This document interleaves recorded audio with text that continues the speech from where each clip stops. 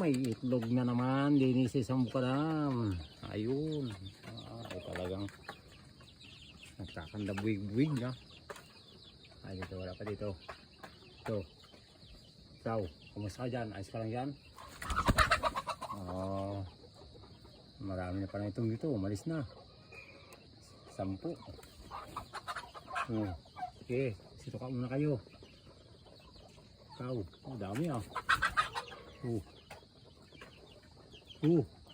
Dami.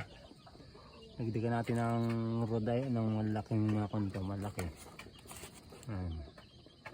Tanggalin natin yung maliit. Babago pa lang naman yan. Ayan.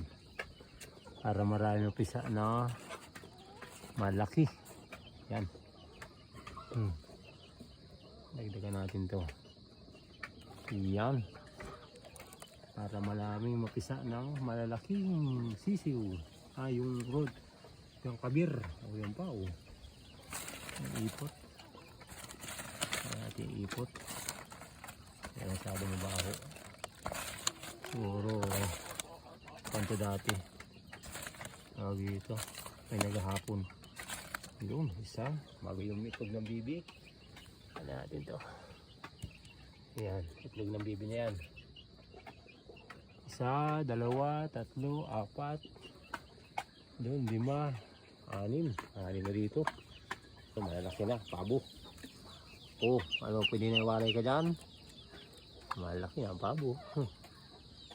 Okay, try nyo yan. Nakasuraban na lang. Ito lang. Maganda lang mga balawibo ng mga bibi. Sa mga malak. Okay, pasiplig kayo. Ayan. Dito ay 6. Plus dito, ilang pa dito ang itlog. Ilang itlog pa dito. Ako rin din siguro. Meron pa dito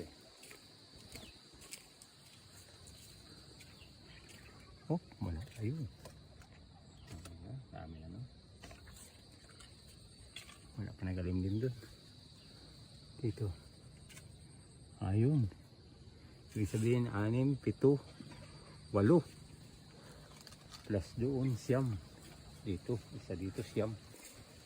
Ayos na. 9 plus dun sa isang malaking kubos.